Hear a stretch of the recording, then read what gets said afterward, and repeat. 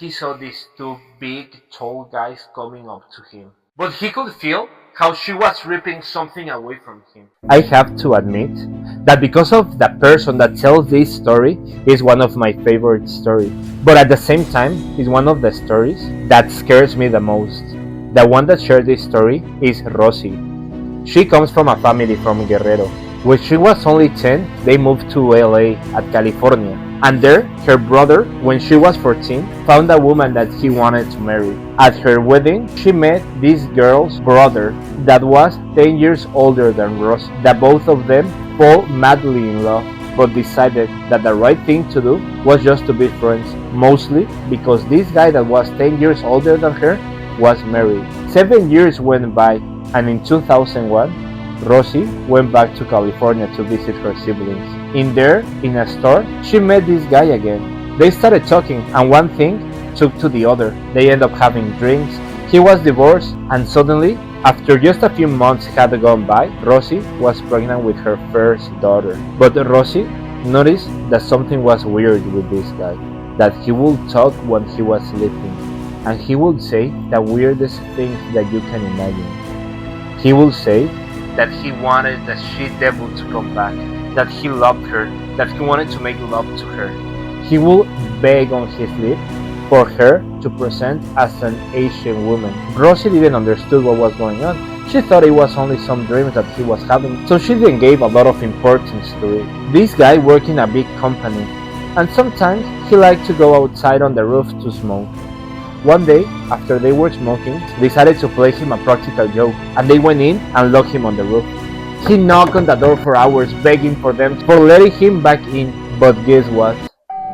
Suddenly, an Asian woman opened the door to him and told him, "I'm here for you." He got scared, weirded out. "You've been begging for me to come to you. I'm here now. I'm here for you." He got so scared that he passed out. When their friends got there and went to the roof to open, they found him with the door open, passed out on the floor. They wake him up and they tried to ask him what had happened, but he couldn't tell them. He was feeling bad, so he had to ask to leave early.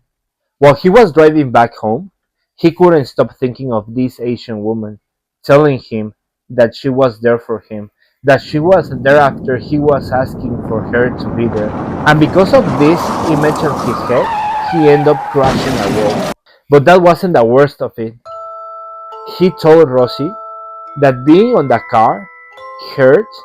He saw these two big, tall guys coming up to him, taking him out of the car and bringing him to a storage unit, where they hang him by his tongue on a hook on the roof. Suddenly, as he was hanging, he saw some mist coming out of the ground, and as this thickened out, the Asian woman came out of it and started walking towards him. He says that that's the last thing he remembers, and after that, he woke up at the hospital.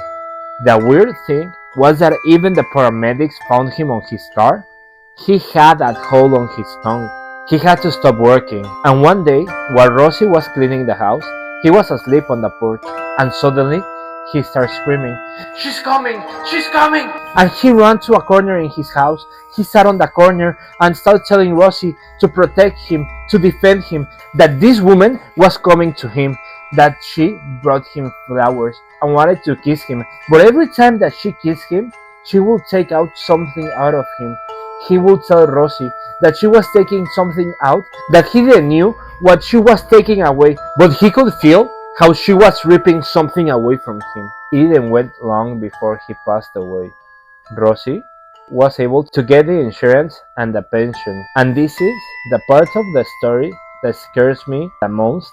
Rosie ended up this story telling us that she is now looking for her third husband, because what she didn't know of using these entities to end up with someone's life was that they get hungry, and once they are done with the person they after, they ask for more.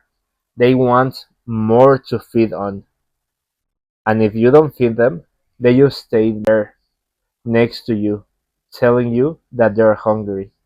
And Rosie says that she doesn't tolerate anymore seeing her hungry.